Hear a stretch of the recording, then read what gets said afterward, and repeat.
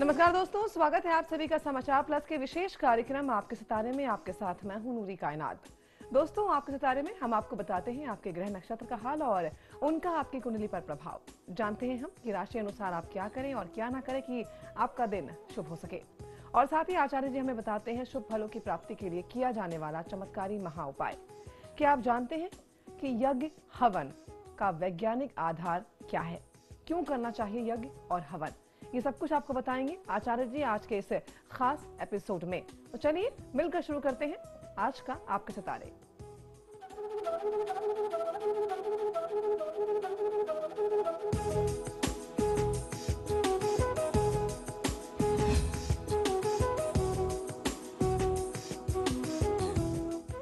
तो दोस्तों, आपके सितारे आपका अपना कार्यक्रम है जिसमें आप अपने मन की हर एक जिज्ञासा को जान सकते हैं, दुविधा को शांत कर सकते हैं और अपने सवाल पूछ सकते हैं। स्टूडियो में साथ देने के लिए हमारे साथ मौजूद हैं विश्वविख्यात ज्योतिषाचार्य और वास्तुशास्त्री पंडित वैभवनाथ शर्मा जी। पंडित जी, बहुत बहुत स्वागत है आपका आपके सितारे में। तो दोस्तों, यदि आप कुंडली के ग्रह नक्षत्र से परेशान हैं या फिर कार्य, व्यापार या परिवार की चिंता आपको परेशान कर रही है, तो आप भी अपनी परेशानियों का हल प्राप्त कर सकते हैं। आप हमें कॉल कर सकते हैं, अपने सभी सवाल पूछ सकते हैं। हमारे टेलीफोन नंबर से इस कार्यक्रम के दौरान लगातार आपके टीवी स्क्रीन पर फ्लैश किए जाएंगे और आप चाहें तो हमें हमारे टोल फ्री नंबर पर भी कॉल कर सकते हैं। आप हमसे सीधी बात कर सकते हैं। हमारा टोल फ्री नंबर है 18001026 आप इस नंबर पर मुफ्त में कॉल करें। इसके अलावा आप हमें हमारे लैंडलाइन नंबर्स 0120464632 और 012046463227 पर भी कॉल करके हमसे सीधी बात कर सकते हैं। तो चलिए दोस्तों, आपके सितारे की शुरुआत करते हैं आज के पंचांग से। जी, आज का पंचांग इस प्रकार है। सबसे पहले विक्रम संवत है 2069, मास चल रहा है पौष और पौष मास के कृष्ण पक्ष की सप्तमी तिथि है। आज शुक्रवार का दिन है, नक्षत्र है उत्तरा फाल्गुनी, योग है शोभन, करण है विष्टि। चलिए बढ़ेंगे आगे हम और अब बात करते हैं राशियों की। जानते हैं कि आपका आज का दिन कैसा रहने वाला है। तो चलिए देखते हैं कि मेष राशि वाले लोगों का राशिफल क्या कहता है। मेष राशि वाले जातक लोगों को आज मूड थोड़ा सा खराब हो सकता है। कुछ ऐसे तनाव की स्थिति आपके सामने आ सकती है। कुछ सरप्राइजिंगली सिचुएशन भी आपके सामने आएंगी जिससे आप कभी थोड़ा सा प्रसन्न हो जाएंगे, कभी मन उदास हो जाएगा। तो आज कुल मिलाकर के एक सामान्य सा रहने वाला दिन है, मिले जुले प्रभाव का दिन है। आज इस जो भी अशुभ योग बन रहे हैं उससे मुक्ति पाने के लिए ओम हृष्ठाय नमः मंत्र का 108 बार जाप कर लेना आपको बहुत अच्छा लाभ देगा। मांसाहार के सेवन से आज आपको बचना चाहिए। चलिए जानते हैं कि वृषभ राशि वाले लोग आज के दिन क्या करें और क्या करने से बचें। वृषभ राशि वाले जातक लोगों को आज की दिनचर्या में परिवार वालों का खर्च आज बढ़ सकता है, यानी आपके परिजनों का खर्च बढ़ेगा, आपसे वो डिमांड ज्यादा कर सकते हैं। जीवन में आज आप कुछ नया महसूस कर सकते हैं या कुछ नया करने का कुछ एक आपको मन करेगा, कुछ इच्छा ऐसी होगी। आज आप काफी चर्चा में भी हो सकते हैं और साथ ही आपकी मेहनत और लगन का फल आज आपको मिलने वाला है। आज की दिनचर्या को सफल बनाने के लिए ओम हरे नमः मंत्र का 108 बार जाप कर लेना आपके हित में होगा। किसी भी दूसरे के वाद विवाद में आज स्वयं को न उलझाएं, वाद विवाद से आज आप दूर रहिए। चलिए बढ़ते हैं आगे और जानते हैं कि मिथुन राशि वाले लोगों के लिए क्या खास लेकर आया है आज का दिन। मिथुन राशि वाले जातक लोगों के लिए जीवन साथी का स्वास्थ्य खराब हो सकता है। आज आपको कुछ खुशखबरी यानी कुछ शुभ सूचना भी प्राप्त हो सकती है अपने कार्य क्षेत्र और परिवार की तरफ से। आज की दिनचर्या को सफल बनाने के लिए ओम ज्ञानिने नमः मंत्र का 108 बार जाप कर लेना आपके हित में होगा। आत्मविश्वास में कमी न होने दें, किसी भी तरीके से आज अपने सेल्फ कॉन्फिडेंस को कम मत होने दीजिए। चलिए जानते हैं कि क्या खास लेकर आया है आज का दिन कर्क राशि वाले लोगों के लिए। कर्क राशि वाले जातक लोगों के लिए, खासकर विद्यार्थी वर्ग के लिए शिक्षा के क्षेत्र में अच्छी उन्नति की स्थिति दिखाई देती है। कई बड़े निर्णय लाभकारी साबित होने वाले हैं। तो आज आप जो भी निर्णय लेंगे बहुत सोच समझ करके करें और उसके साथ साथ जो पुराने समय में आपने निर्णय किए थे आज उसके परिणाम आपके सामने आएंगे और वो बहुत ही शुभ परिणाम होंगे। आज की दिनचर्या को सफल बनाने के लिए ओम सृष्टि कत्रय नमः मंत्र का 108 बार जाप कर लेना आपको सफलता दिलाएगा।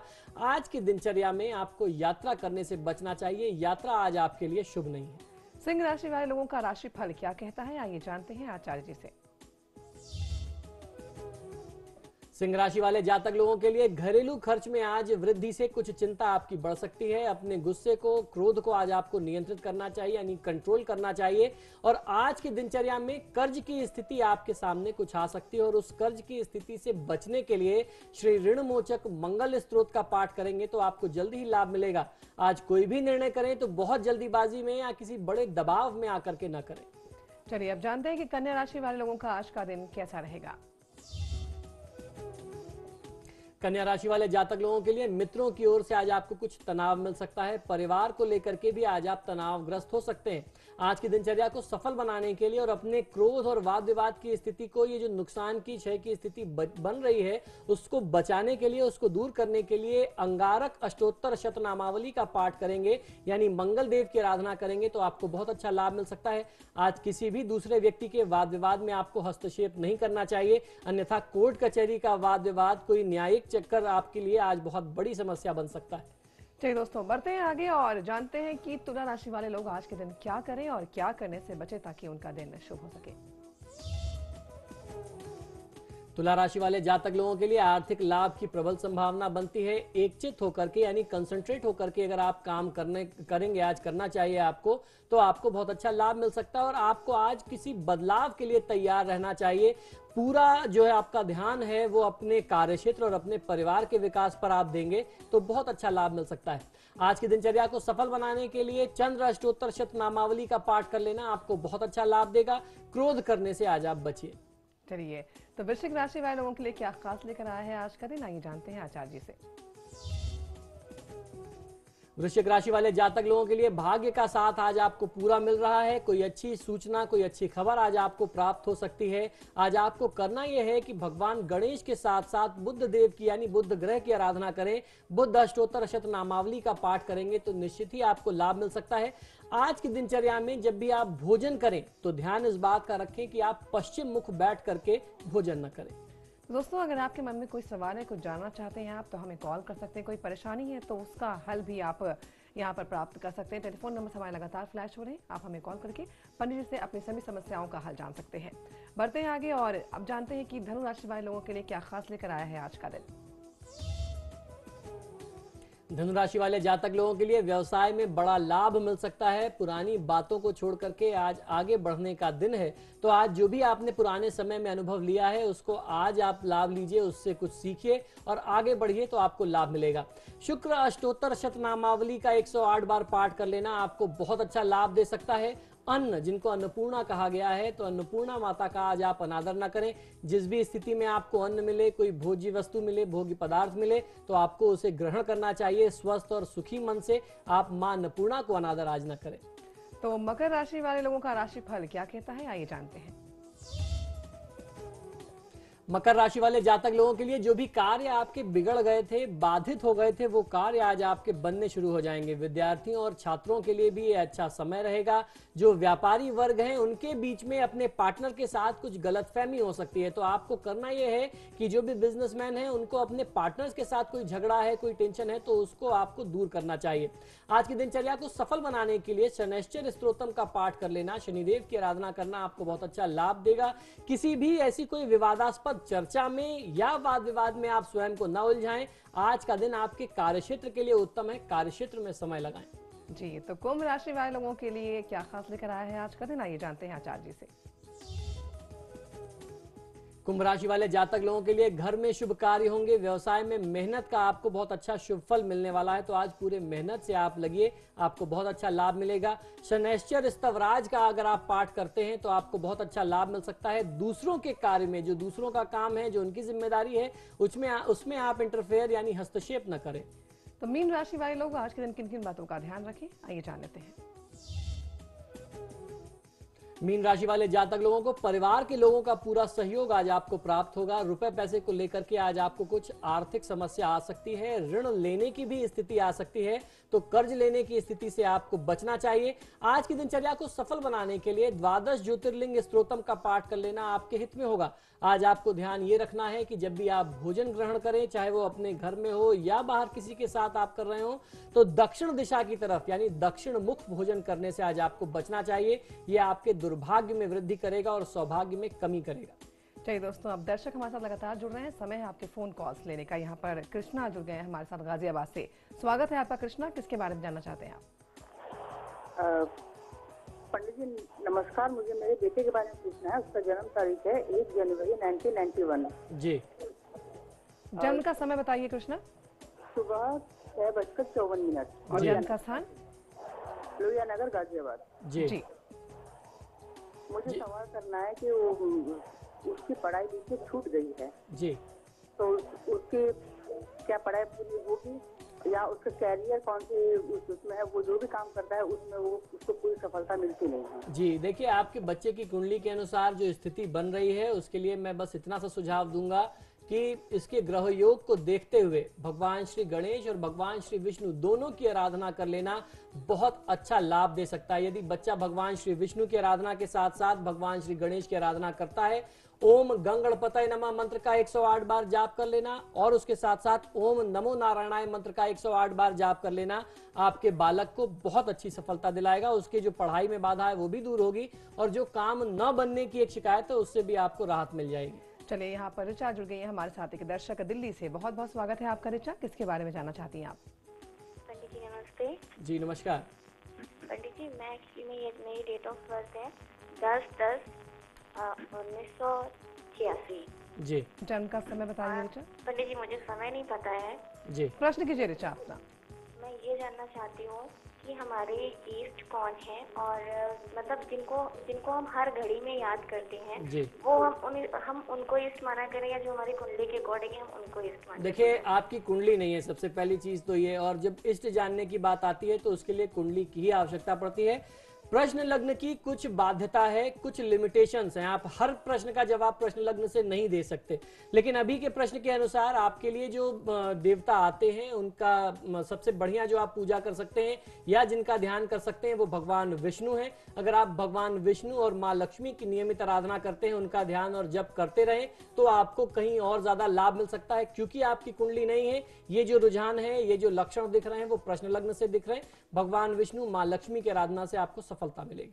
तो दोस्तों, आप हमें कॉल कर सकते हैं, अपने सभी सवालों का जवाब यहाँ पर आप प्राप्त कर सकते हैं। आचार्य जी लगातार हमारे साथ बने हुए हैं। हम फोन कॉल्स लेंगे, सवालों का जवाब देंगे और आज का महा उपाय भी आपको बताएंगे। लेकिन यहाँ समय हो चुका है एक छोटे से ब्रेक का। हम फौरन हाजिर होंगे, आप कहीं मत जाइएगा।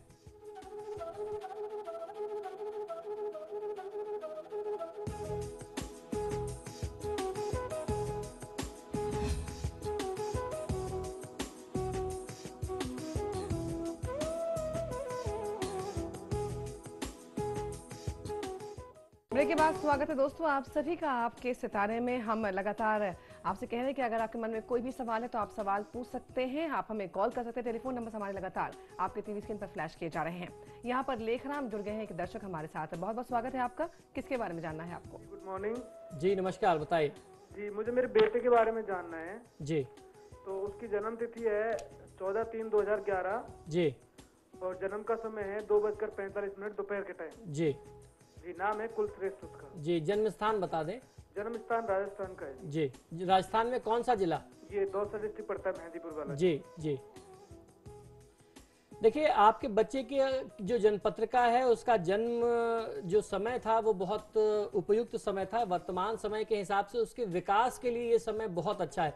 सूर्य की जो दशा चल रही है उसके विकास के लिए सर्वोत्तम दिखाई देती है। उसको पिता का पूरा सानिध्य मिलेगा, पिता का जो मार्गदर्शन है वो उसको बहुत अच्छा मिलेगा। ये कुंडली बहुत अच्छी है बच्चे के लिए। आवश्यकता ये है कि आप इस बच्चे के नाम से सूर्यदेव को जल दें जब ऐसा सूर्य का संयोग है और पिता सूर्य की आराधना करते हैं। क्योंकि परिवार में किसी भी जातक की कुंडली में पिता की अगर हम लोग गणना करते हैं या सूर्य जो है वो पिता कारक माने गए हैं, तो जब पिता सूर्यदेव को जल देंगे, सूर्यदेव की आराधना करेंगे तो बच्चे की कुंडली में सूर्य की स्थिति और अच्छी होगी। उसका लालन पालन विकास बहुत अच्छा हो सकता है, भविष्य बहुत उज्जवल। चलिए, अब समय है आज का महा उपाय जानने का। क्या आप जानते हैं कि यज्ञ हवन का वैज्ञानिक आधार क्या है? क्यों करना चाहिए यज्ञ और हवन? ऐश्वर्य, धन, समृद्धि, आरोग्य, सर्व सुख के लिए हवन करें। जानिए यज्ञ हवन में गाय के घी के प्रयोग के अनंत लाभ क्या हैं। जी नूरी, हमारे पूर्वजों तथा ऋषि मुनियों ने भी बहुत अध्ययन तथा रिसर्च की थी। उसी के अनुसार हवन में डाली जाने वाली, जो प्रयोग की जाने वाली सामग्री है, उसके जलने पर जो धुआं उत्पन्न होता है, जो धुआं उठता है, वो व्यक्तियों की आंख, नाक, फेफड़ों के अलावा वातावरण को भी शुद्ध करता है। ये हमारे ऋषि मुनियों ने अनुसंधान किया, रिसर्च की। हवन को अलग अलग प्रयोजन के लिए भी किया जाता है, जिनमें हवन कुंड में डाले जाने वाली, यानी जो आहुतियां देते हैं हम लोग, जो सामग्रियां होती हैं, वो एक विशेष अनुष्ठान के लिए भिन्न भिन्न होती हैं। मंत्रोच्चार के साथ किसी भी विशेष प्रयोजन के लिए किए जाने वाला जो हवन है, वह यज्ञ कहलाता है।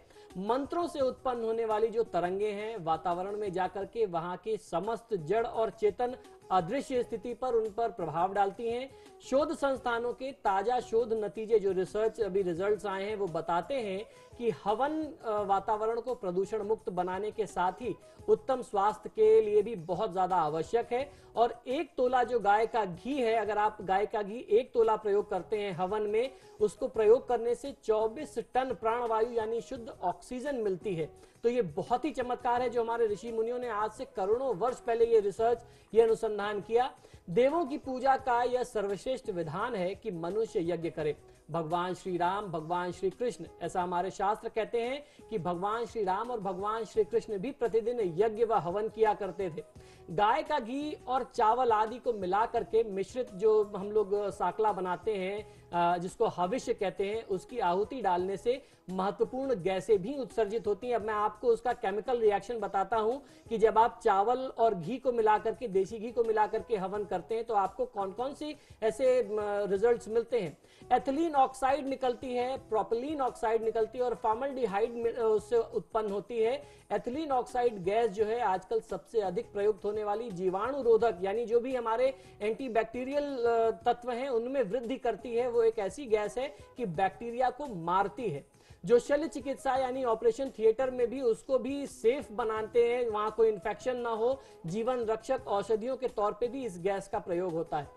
वैज्ञानिक प्रोपिलीन ऑक्साइड गैस को कृत्रिम वर्षा का आधार भी मानते हैं। इसलिए आपने देखा होगा लोग अक्सर हवन करते हैं जब अकाल पड़ जाता है, जब सूखाग्रस्त क्षेत्र होता है, तो वहां के लोग हवन करते हैं। ऐसा मानते हैं कि हवन करने से बारिश होगी। और कुछ लोग कहते हैं कि ये तो सिर्फ एक झूठा दिखावा है या इन लोगों की गलत धारणा है, हम लोग दुष्प्रचार फैला रहे हैं, अंधविश्वास है। लेकिन ऐसा नहीं है।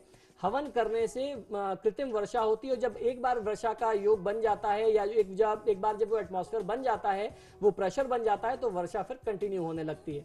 हवन से हर प्रकार के जीवाणुओं का नाश होता है। 94% तक यानी 94% तक आप किसी भी तरीके के जो बैक्टीरिया होते हैं जो आपको प्रभावित कर सकते हैं, उनको आप दूर कर सकते हैं। अतः घर की शुद्धि तथा सेहत के लिए भी प्रत्येक घर में नित्य हवन करना चाहिए।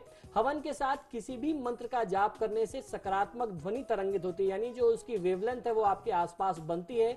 शरीर में शुभ ऊर्जा का संचार होता है। अतः किसी भी मंत्र का जो आपके लिए सुविधा हो, जिस भी मंत्र को आप जाप करते आ रहे हैं नियमित समय से, वो गायत्री मंत्र हो सकता है, महामृत्युंजय मंत्र हो सकता है, जो भी मंत्र आप प्रयोग में लेते हैं उस मंत्र से कुछ आहुतियां रोज अपने घर में आप हवन करेंगे तो लाभ मिलेगा। हवन के धुएं से प्राणों में संजीवनी शक्ति का संचार होता है। जैसे मैंने बताया कि उससे ऑक्सीजन मिलती है। हवन के माध्यम से बीमारियों से छुटकारा पाने का उल्लेख हमारे ऋग्वेद में भी मिलता है।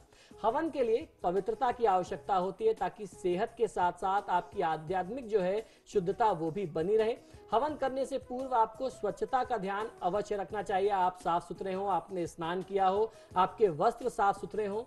हवन के लिए आम की लकड़ी, बेल की लकड़ी, नीम, पलाश का पौधा, कलीगंज, देवदार की जड़, गूलर की छाल और उसकी पत्ती, पीपल की छाल और तना, बेर, आम की पत्ती और तना, चंदन की लकड़ी, तिल, जामुन की कोमल जो पत्ती है वो आप ले सकते हैं, अश्वगंधा की जड़ ले सकते हैं, तमाल यानी कपूर जो हम लोग पूजा में लेते हैं वो ले सकते हैं, लौंग, चावल, ब्राह्मी, मुलेठी की जड़, बहेड़ा का फल और हर्रे तथा घी, शक्कर, जौ, तिल, गूगल की जो हम लोग धुनी देते हैं, लोबान, इलायची एवं अन्य वनस्पतियों का आप चूरा ले सकते हैं। उसको मिला करके यदि आप हवन करते हैं तो आपके आसपास का जो एनवायरमेंट है वो बहुत साफ हो जाता है। जो लोग नियमित हवन करते हैं उन्हें सरल माध्यम से हवन करना चाहिए। नियमित हवन करने के लिए गाय के गोबर को प्रयोग करते हैं, उससे उपला बना करके उसमें अग्नि प्रज्वलित करके आप घी की अगर आहुति देते हैं तो आपको बहुत अच्छा लाभ मिलता है। चलिए आचार्य जी, इसी के साथ हमारे साथ दर्शक भी लगातार जुड़ रहे हैं। मोहित एक दर्शक जुड़ गए हैं हमारे साथ। बहुत बहुत स्वागत है मोहित आपका। कहाँ से बोल रहे हैं आप? नमस्कार, मैं देहरादून से बोल रहा हूँ। जी, किसके बारे में जानना है आपको मोहित? पंडित जी, मैंने आपसे पहले भी बात की थी, तो आपने मुझे बताया था कि मैं पत्रकारिता में हूँ। आपने कहा था कि आप इसी में रहिए। जी। तो मैं ये चाह रहा था कि मतलब माइंड सेट नहीं हो पा रहा, मार्गदर्शन नहीं हो पा रहा है, जी। तो उसके लिए मैं क्या करूँ या क्या ना करूँ? जी, आप मुझे अपनी डेट ऑफ बर्थ बता दीजिए। हाँ जी, 26/7/1988। जी। समय रात के 2:17। जी। और डिस्ट्रिक्ट है रुद्रप्रयाग। जी, देखिए मोहित, आपकी जन्म पत्रिका के अनुसार, जैसा मैंने आपको पहले भी बताया था कि मीडिया का क्षेत्र आपके लिए सर्वोत्तम होगा। उसका कारण यह है कि शुक्र की महादशा में बृहस्पति की अंतर्दशा चल रही है, और सिर्फ ये दशा की ही बात नहीं है, जो ग्रहों की स्थितियां हैं, जो संयोग है, वो भी बहुत शुभ है। शुक्र आपके लिए लग्न भाव के स्वामी हैं, वहीं बृहस्पति जो है वो आय भाव के स्वामी हैं, और शुक्र और बृहस्पति का संयोग जो है वो लग्न में बन रहा है। तो ये निश्चित तौर पे थोड़ा सा दुविधा और उथल पुथल का समय हो सकता है, मानसिक तनाव रह सकता है।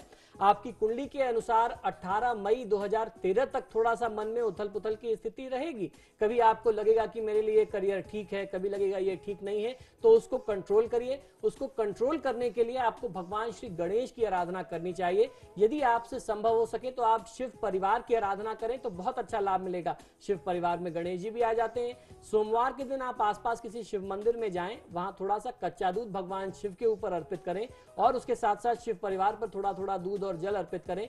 ओम नमः शिवाय मंत्र का जाप कर लेने से आपको जो मन में चंचलता है, बार बार मन भ्रमित हो रहा है, जॉब से हटता है मन, तो वो स्टेबिलिटी आपको मिलेगी। ये जो एक अनसर्टेनिटी बनी हुई है आपके मन में, उससे आप पार पालेंगे। चलिए, यहाँ पर विनायक जुड़ गए एक दर्शक हमारे साथ गाजियाबाद से। स्वागत है आपका, किसके बारे में जानना चाहते हैं आप? हेलो जी विनायक, सुन रहे हैं हम आपको, किसके हाँ बारे में जी जानना? जी, मुझको अपने भाई के बारे में पूछना है। अपने उसकी भाई? जन्म तिथि है 29 जनवरी 1994, सुबह 7:15। जी, जन्म स्थान बताइए विनायक। जी, जन्मस्थान उसका लोहियानगर गाजियाबाद। जी, पूछिए अपना सवाल। जी, सवाल ये है कि अभी वो 12th में है, तो उसको कौन सी फील्ड लेनी चाहिए और क्या करना चाहिए? जी, देखिए आगे उसके भविष्य के लिए मतलब उसको जी। क्या दान करना चाहिए, किन चीजों से बचना चाहिए, जी, तो उसके बारे में मुझे पूछना था। जी, देखिए आपके भाई की जन्म पत्रिका के अनुसार बुध की महादशा में शनि की अंतर्दशा है। पहला प्रश्न आपका ये था कि उसको करियर कौन सा चुनना चाहिए। उसके करियर के लिहाज से मार्केटिंग की फील्ड बहुत अच्छी हो सकती है, मैनेजमेंट की फील्ड बहुत अच्छी हो सकती है, फाइनेंस का क्षेत्र जो है, कॉमर्स की फील्ड अच्छी होगी। साथ ही साथ आपके भाई की कुंडली का संयोग ऐसा है कि अगर वो थोड़ा सा टेक्निकल होना चाहता है तो वो भी ऑप्शन उसके लिए उपलब्ध है, वो भी क्षेत्र खुला हुआ है। अगर वो डिजाइनिंग के क्षेत्र में या इंजीनियरिंग के क्षेत्र में इंटरेस्ट रखता है तो वो भी उसको लाभ मिल सकता है। यानी कुल मिलाकर के इसके लिए एक बहुत अच्छा फील्ड है। वो कॉर्पोरेट फील्ड भी हो सकती है, कॉमर्स की फील्ड भी हो सकती है, और उसके साथ साथ थोड़ा सा टेक्निकल फील्ड भी। ये संयोग बहुत कम लोगों के कुंडली में दिखाई देता है। और दूसरा ऑप्शन ये हो सकता है कि अगर वो चाहे तो इंजीनियरिंग करके एमबीए में आ सकता है, तो उससे उसको और अच्छी सफलता मिलेगी। और जहां तक बात रही कि किस देवी देवता की आराधना करे, तो भगवान गणेश और शनिदेव की आराधना कर लेना आपके भाई के लिए सर्वोत्तम होगा। चलिए आचार्य जी, बहुत बहुत धन्यवाद करना चाहेंगे आपका आपके सितारे में आने के लिए। स्वागत। दोस्तों, इसी के साथ आपके सितारे में फिलहाल इतना ही, लेकिन समाचार प्लस पर खबरों का सिलसिला लगातार जारी है। आप देखते रहिए समाचार प्लस।